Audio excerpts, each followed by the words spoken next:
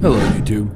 This is the awaited promised video. Kenpachi Zaraki, the so-called strongest Shinigami, Yami Tsukihiro, the Magic Knight captain of the Black Bulls. These characters can be attributed to being alike with their bashful, more tough demeanors, with some being more psychotic than the other, but more or less they're very combat driven. Again, this is my 8,000 subscriber special, so I really hope you guys enjoyed it and you have earned it. Okay, this being a bit of a different format. I'm actually talking about both of these characters at the same time, just going over metas and see how they stack up against each other, starting with speed. And I think the realistic lowest end for Yami is just light speed. As in the early mid-40 chapters, Yami can casually intercept light attacks from light magic, which mind you, Yuki Tabata goes out of his way to show that light has the same properties of actual light, as well as just being blatantly stated to move at light speed, and these characters can move at said level as well. Only for in the same chapter that they actually surpass the speed of light and Yami can still keep up. Only then he was shown he was holding back and he ramps up. So at a minimum, Yami would be faster than light. Some calcs have estimated it's even as much as 4 times just from this instance. Even if you want to disregard calculations, this would be still an absolute minimum. Now I do need to talk about this quote-unquote retcon to Lightspeed Black Clover, as in chapter 375, when Morgan is revived, which by the way, spoiler alert, he uses light magic, which normally is fine, as yes, light magic inherently starts off at the speed of light, but can be increased with the user. However, Yami makes the statement that this attack happened at light speed, and was seemingly implied that the only reason why he avoided it was due to one of his spells. Now, I don't think why I need to explain how bad it would be that a Demon Pill Yami is struggling with light speed, and how it would be detrimental to this discussion. Unless, I don't know, you think that Bleach characters are like Mach 3, like Jujutsu Kaisen or something. Now, the question is this valid? Well, let's look at this just from the Viz translations first. Yes, the statement is pretty blatant, however, this is seemingly contradicted by the actual visual showings just within this chapter, as Yami many times reacts to these beams without Black Mood. In fact, he seemingly never gets hit by it once, and the speculation of this statement only grows when you actually look at the actual raws. For what it states, a rapid attack at the speed of light. I'm busy defending against it with Black Mood. Now, this doesn't imply that, oh, the speed was too great for him. He's just making a statement, which in fact with the actual context, we know that the actual danger was the potency and the amount of he can spam. Even at the worst case scenario, if he isn't increasing the speed, we see that the main problem is the amount of them. Meaning, no, this isn't a debunk to Lightspeed Black Clover for past metas. Now on to Kenpachi's side of things, something we need to just go over is the infamous Mach 500 Geen statement. Again, if this is the case, it would be detrimental to this discussion, as if they're only lightning timers by the first 400 chapters, that doesn't really give them much time to grow. But back to the actual argument. People argue due to the 500 times statement, it would be in reference to the actual sound of the clap, or 500 times the speed of sound. However, the mask data book clears this up, with the 500 times being in reference to the actual speed in which he strikes his hands, or his own speed. So yes, Bleach fans, you can rest easy, Mach 500 is no more your speed cap. However, we can use the 500 times speed increase as a good measurement for how fast Kenny actually is. Even as far back as the Soul Society arc, Kenpachi was one of the strongest captains and could bully the likes of Ichigo. Said Ichigo, who could, as far as back as the Substitute Shinigami arc, can intercept Quincy arrows, which are just stated to be light, and even rays of light. As well as even weakened lieutenants are able to react and dodge the Nagashionne, which is just stated to be light or beams or rays of light on so many occasions, it would just be disingenuous to say that it isn't. Even Udio can blitz his own shadow, which gets around half the speed of light if we're using calcs. Even some of the weaker Espada members can react to sunlight before it hits them, so saying Yin is at a minimum of light speed really shouldn't be too much of a problem. Then of course his attacks are 500 times faster with Bankai, and he can actually double set speed with Byuto Renji, totaling out with a speed of 1000 times the speed of light. And that's even before the Blood War, in which he gets massively faster and even unlocks his Bankai, which is between a 5 to 10 times amp. Now, I know just by seeing this, you're going to say, well, Kenpachi's obviously faster. It's a 4 to 1000 times difference. However, this isn't even applying some basic inverse to the Yami. For example, a post time skip Devil Arm Asta is able to give him an amp comparable to 80% Devil Mana Dante. Mind you, the actual differences in percentages with Devil Mana say to be astronomical, and we do see when he's at 100% of his power and gets half, he drops down to 50%, showing that the actual difference between percentages is linear. with a base Dante already clowning on Asta in his higher forms, and the double arm amp, which is shown to be a little bit of the double fusion later, is able to close an 80 times difference. And only assuming double union is giving the equal amount per major body part, so 2 arms, legs, and a torso, the double union multiplier would be a 400 times increase. And we see Asta in base, the arc prior, can fight people who already equal to said previous Yami. So again, a minimum 4 times 400, we get 1600. And Yami at a time was fighting better than double union Asta in base. Not to mention Yami's Devil Pill transformation that's debatably surpassed Zeton, which is an increase of 10s to 100 times. Now yes, if you want to go the all over analysis, then you can probably estimate the increases they get throughout the story to get some inflated result. You know, I'm not going to be doing that because A, that's way too much work, and it's also just not appealing to the average viewer. And B, you got to think about office intent. Like if you go to Kubo or Tabata and just say, hey, did you know so-and-so is 500,000 times the speed of light, he would probably just look at you and think you're crazy. But hey, if you're being a Discord debater, by all means, go crazy. Also, they would just probably get to similar results due to how early they achieved this level of speed and how relative their multipliers are.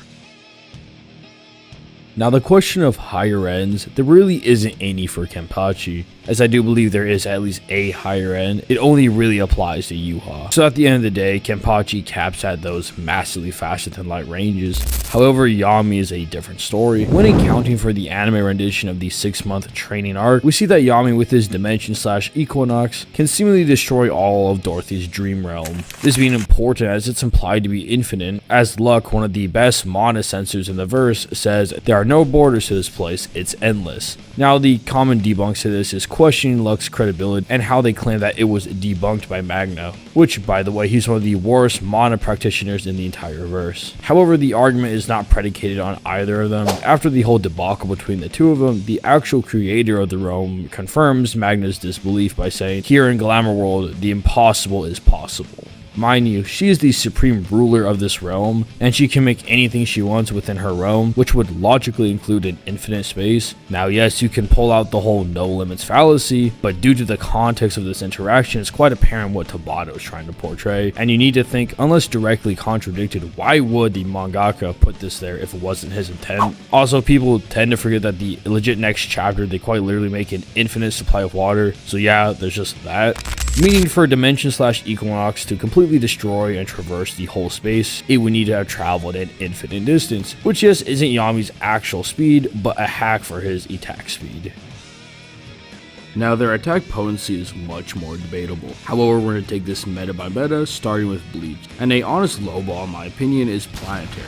So is Kenpachi planetary? So probably one of the most visually appeasing feat that Kenpachi does is destroying the meteor that Gremi conjured up. Now this feat outright doesn't get to the planetary ranges, at least consistently, but due to the size, speed, and mass of it, it's more consistently calculated in the few hundred exaton to even zetaton range, which is enough energy to minimally destroy the moon or even small planets. And Kenpachi can just obliterate said meteor. Not to mention he has a Bankai, which gives a minimum of a 10 times increase, which can be debatably more due to how his uniquely works. With this being the case, both ends come out to around small planetary, which is good when we're talking about the lower ends. As we see, people that he massively upskills by this point can casually cause massive multi-continental wiping blasts. Now unless you think Soul Society Ichigo is planetary because he stopped the Sokyoku, then yeah, he would just be planetary from the get-go and would only massively upscale from this point. However, I don't personally believe in this meta, as this assumes they were going to use this planetary busting power on a depowered Rukia. Like, sure, it can be planetary if we assume Aizen's not lying. However, we have no way to prove that I was using its full extent of its power, nor is it consistent. However, light novel Kenpachi is a bit more of a monster than his manga counterpart, as not only can he body the Soul King Kanda Hinoki, but can also one-shot a Soul King amped Ancient Hollow, someone that's so strong even in his past can beat a young Yamamoto, which even if we assume he's relative to his old self with one arm, while just in Bankai and existing he can threaten to destroy the entire Soul Society's planetary body. Again, Kenpachi's even put on these Ichigo and Aizen levels of power, and that level of power is stated to have power equal to be able to destroy and even recreate the worlds as you wish. Assuming the realms of Bleach are only planets, then this has gotten to needing dwarf star levels of energy, that is 10 to the 39 trillion zeros, by the way. And Kenpachi, not even in Bankai, is hyped to be on that level of power. So can Yami keep up with this? And as we already gone over, Yami is way up there in the current hierarchy in Black Clover, and we've seen the latter arcs of pre-time skip Captain Dorothy can create an expansive world with it containing 2 moons in it, and our friends over at Versus Battle Wiki have determined just creating a dimension with 1 moon would require energy equivalent to 6.72 Yoda tons of energy. Again, this gets pretty consistent when Dante's out here creating mini black holes. And if you want to get on the calculation side of things, and assuming bare minimum Asta scales to said feat at the start of the post time skip, then give him the already established 400 times multiplier in double union, then Yami towards the end of the arc upscales that in base, and then his devil pill gives him an amp between more than 10 to 100 times. Then we see a low ball planetary route Yami would be able to output energy equal to that of Kenpachi if we're assuming he's relative to the world destroying and creating statements. Again, I would like to say that this is ignoring a lot of inverse on Yami's side, but I digress. And getting to the more higher finite ranges for the both, we have Kenpachi scaling above the Ichigo, who can debatably destroy a dimension either with a star or more potent than a star, or base Dante, who can bend light at 90 degrees with pure gravity, which by the way, something as massive as with the GB of the sun can only barely bend light 1.75 of an arc, or probably Kenpachi taking an edge with Gremmy seamlessly creating a space with multiple galaxies in it, which would be consistent with the Zero Squad shaking the 3 realms just by releasing their Bankai. The only thing when talking about the finite range that can help get to that level, besides Dante's light feat, is upscaling Glamour World and saying that there are stars and galaxies she created, which due to the massive upscaling from the point, I'm sure Yami would get into that galaxy, not multi-galaxy beyond range, maybe even stronger due to the upscale. However, I can see how they are still mostly relative. Again, there is some inverse we're ignoring on both sides. The only difference between them is that Yami's feats are happening at least halfway through the story versus Kenpachi happening towards the end, which is why I'm giving the edge to Yami. Now there is the highest end for the both of them, as yes, Kenpachi is debatably on the Soul King level of power, and should scale to the whole destroying and creating the world. He is also able to crack the Garganta, with the Garganta itself being stated to be an infinite expanse, which also encompasses the Mukin, which is stated to be infinite many times, giving Kenpachi potentially high universal scaling. However, the same can be said for Yami, as not only can Lucifero destroy Glamour World, hell, even fractions of his power can do it, but more importantly, Dorothy herself can actually power and create Glamour World, which we've already established to be an infinite space, and Yami by this point would at least scale to that level of power in base, only for him to increase more than 10 to 100 times in his demon pill state. Okay, let's break this down. I think looking at this from a general standpoint, they are extremely relative. From either scaling line, we see they come out in similar ranges. Not saying one isn't massively stronger than the other, but it's not like I'm comparing a city level combative to a planetary one. However, the reason why I side with Yami being the stronger out of the two is how early his feats happen and how massively he grows in power. He just has the story progression advantage on Kenpachi, and his transformation is just much stronger than his, and speed's pretty blatant as well, as it follows the same logic as the AP scaling line. Not to mention he has key sensing, which dramatically upscales his perception and reaction speeds. But probably the main win con for Yami is his dimension slash, as it not only bypasses durability by slicing dimensions, but as we've already discussed, it has the range and AP to destroy an entire infinite universe. Now yes, Kenpachi can slash space, but not to the same range or speed as Yami. Not to mention Death Thrust, which is just a more compact, faster, and stronger version of Dimension Slash. Overall, due to Yami having the more stat and hacks advantage, I see him beating Kenpachi more times than not. If I were to give a range, I would say 7 out of 10 times. But let me know what you guys think, and thank you again for 8,000 subscribers. It's a real accomplishment for me, and y'all aren't ready for 10K. While I'm on the subject, please support me on Patreon, PayPal, or Cash App. We're really trying to get this animation ready for the 10K special. I post on Patreon whenever I get updates, so you guys can see as well. Anyway, that's all y'all. See you on the next one. Mr. Crafty, out.